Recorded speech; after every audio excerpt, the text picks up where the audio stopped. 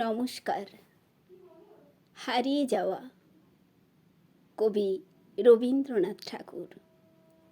ছোট্ট আমার মেয়ে সঙ্গিনীদের ডাক শুনতে পেয়ে সিঁড়ি দিয়ে নিচের তলায় যাচ্ছিল সে নেমে, অন্ধকারে ভয়ে ভয়ে থেমে থেমে।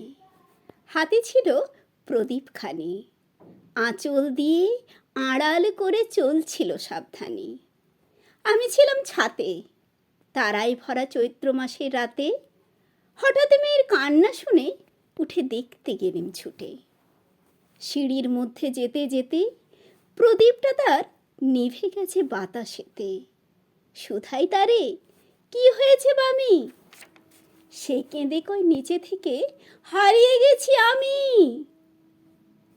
তারাই ভরা চৈত্র মাসের রাতে ফিরে গিয়ে ছাতে মনে হলো আকাশ পানে চেয়ে আমার বামির মতোই যেন অমনি একে এক মেয়ে নীলাম্বরের আঁচলখানি ঘিরে দীপশিখাটি বাঁচিয়ে একা চলছে ধীরে ধীরে। নিভত যদি আলো, যদি হঠাৎ যেত থামে, আকাশ ভরে